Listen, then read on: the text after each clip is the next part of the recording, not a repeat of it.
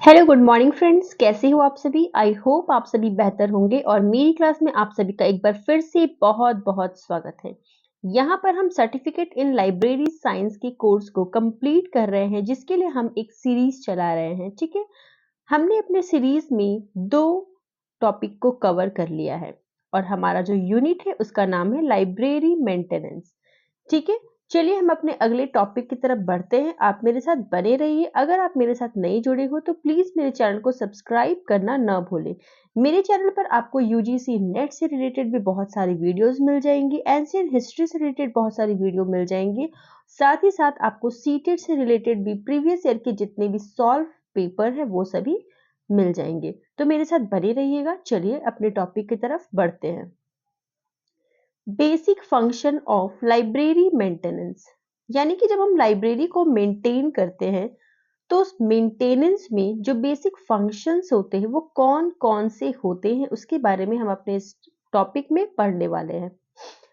चलिए, the basic function of library maintenance is orderly arrangement of library resources according with the law of library science. The basic function of library maintenance is orderly arrangement of library resources।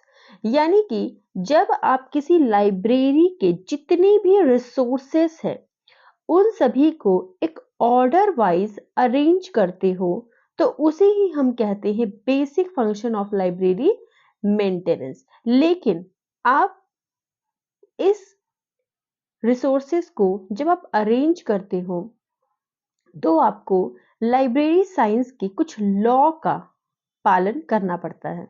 ये law बहुत ही general होते हैं, कोई भी specific law नहीं होते, बहुत ही general law होते हैं। और ये लॉ होते किस लिए हैं? तो ये होते हैं for saving the time of the reader, यानी कि जो रीडर होते हैं, जो पढ़ने वाले होते हैं, जो लाइब्रेरी में आके अपना टाइम स्पेंड करते हैं, उनके टाइम को सेव करने के लिए इस तरह के लॉ को बनाए जाते हैं।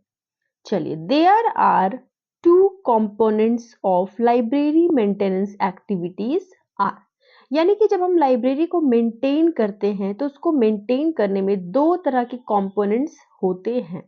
कौन कौन से होते हैं? नंबर 1 है अरेंजमेंट ऑफ रिसोर्सेज, यानी कि आप किस तरह से रिसोर्सेज को अरेंज करते हो।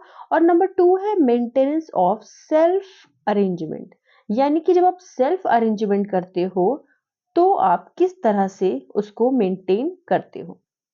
यानी कि इसमें हम 2 टॉपिक पढ़ने वाले हैं। पहला तो ये कि रिसोर्सेज को किस तरह से अरेंज करना है, और जब हमने रिसोर्सेज को अरेंज कर लिया तो शेल्फ को जब हम अरेंज करेंगे तो उसको कैसे मेंटेन करना है। ठीक है, तो आई होप आपको ये टॉपिक बहुत ही अच्छे से क्लियर हो गया होगा कि बेसिक फंक्शन लाइब्रेरी मेंटेनेंस का होता क्या है। तो बेसिक फंक्शन क्या है? रिसोर्सेज को अरेंज करना और शेल्फ को भी अरेंज करना। चलिए, तो अब हम बढ़ते हैं अपने आगे टॉपिक की तरफ। Arrangement of resources, the arrangement of library resources is carried out in 2 stages.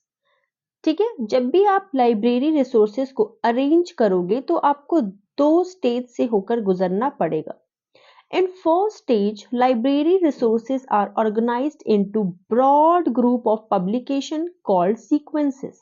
पहला स्टेज तो वो है कि लाइब्रेरी रिसोर्स को जब आप ऑर्गेनाइज करते हो तो आपको बहुत ही एक ब्रॉड तरीके के ग्रुप से गुजरना होगा, जिसका नाम होता है सीक्वेंस, यानी कि पब्लिकेशन ग्रुप से आपको गुजरना होगा और जिसे हम कहेंगे क्या?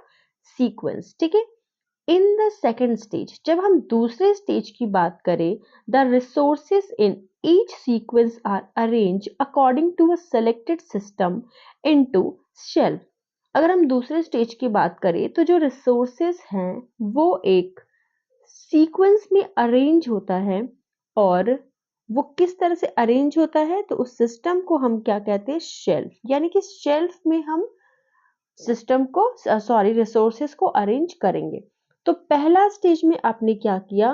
पहला स्टेज में आपने पब्लिकेशन को अरेंज किया। ठीक है, किस किस तरह के पब्लिकेशंस के बुक्स है, किस किस तरह के पब्लिकेशन की रिसोर्सेस हमारे पास है उसको अरेंज किया, जिसका नाम है सीक्वेंस। और दूसरे में आपने क्या किया कि जितने भी रिसोर्सेस है उनको सेल्फ में अरेंज किया, ठीक है, जितने भी रिसोर्सेस है उनको सेल्फ में अरेंज किया। चलिए, तो ये था हमारा अगला टॉपिक, अरेंजमेंट ऑफ रिसोर्सेस। इसके बाद के टॉपिक को भी हम कवर करेंगे, ठीक है, लेकिन अपने अगले क्लास में। तो अगर आपको वीडियो समझ आ रही है तो प्लीज लाइक करें, शेयर करें, और किसी भी तरह का डाउट है तो फ्रेंड्स जरूर आप मुझे कमेंट करके बताएं, जिससे मैं आपके डाउट को क्लियर भी करूंगी। थैंक यू सो मच, मिलते हैं अपने अगले वीडियो में।